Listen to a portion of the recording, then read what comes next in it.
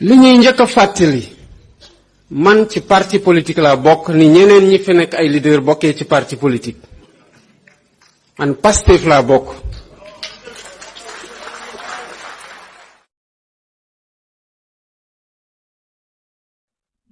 li ma fa liggéey du lu may revendiquer du lu may nettali ndax kenn mënu ko dindi. te tey laa gën a affirmer sama ancrage ci Pastef. waaye la vérité aussi historique et juridique mooy le 31 juillet 2023 Pastef a été dissous. Pastef à partir du 31 juillet 2023 Pastef amatul woon. loolu aussi kenn mënu ko weddi ndax le décret bi ko dissoudre mu ngi fi ba tey c'était le décret 2023-1407 du 31 juillet 2023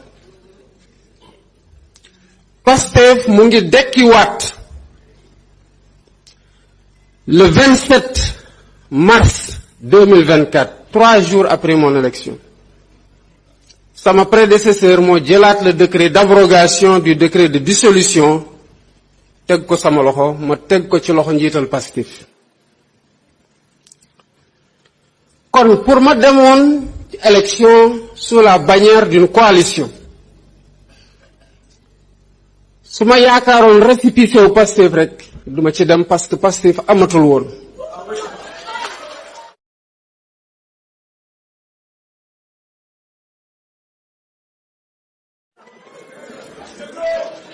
mu am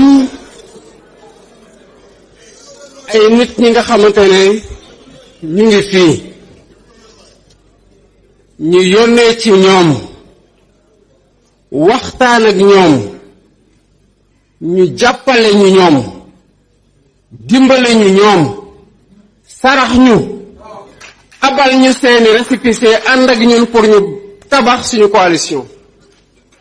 C'est ça la vérité de l'histoire. La coalition doit être structurée pour être opérationnelle. loolu moo tax ñu ne restructuration. dafa am loo xamante ne nu ñu tëggee woon coalition bi ak nu mu doon doxe mënu ko woon moo waraloon la léthargie de la coalition. loolu lañ nekk di corriger pour que coalition bi mën a taxaw sur ses deux jambes mën a soutenir pleinement sans vaciller avec toute la force qu'il faut, tout le dynamisme qu'il faut, toute l'efficacité qu'il faut, l'action du gouvernement et du président de la République. Comme ce moment, pour man, c'est un moment particulièrement important. Parce que am na li ma jotoon dégg waaye duma ci ñëw parce que c'est pas le plus important. Le plus important mooy ce que nous sommes en train de faire aujourd'hui. Et vers quoi nous nous projetons.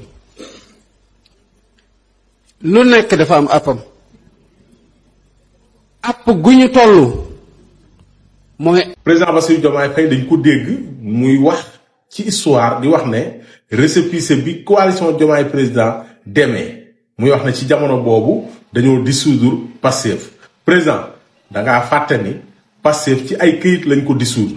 waaye ñiy incarné Pastef ay nit lañ. ñu ngi woon ci lépp loo xamante ne dana tax sa candidature ñoom ñu ngi woon ci mobilisation ñu ngi woon ci lépp loo xam ne ay collecte la ak waxtaan ak nit ñi convaincre leen waaye di def ay tournée yu am solo ci biir réew mi ak bitim réew ngir sa candidature jàll. bu ñu fàtte ni ba ñu demee sax ci conseil constitutionnel ba ñu demandé waat leen ay parrainage ci ay doublon ak yu mel noonu.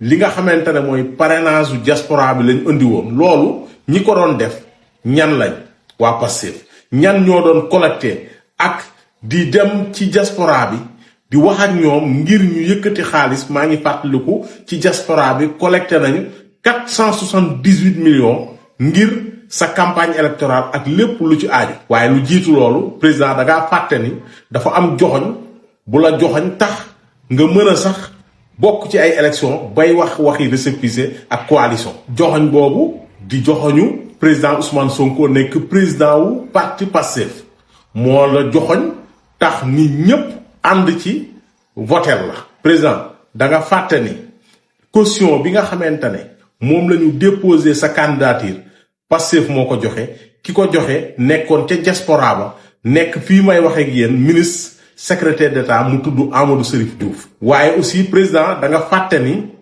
Pastef moo porté woon sa parrainage collecté ko. président da nga fàtte ni Pastef ñoo porté woon sa campagne électorale ak lépp lu ci war. président booy nettali yow it histoire waroo koo cof na mu demee lépp nga war a nettali ngir ñi koy dégg soit ñu fàtte ko wala fekku leen fi woon ñu xam ko.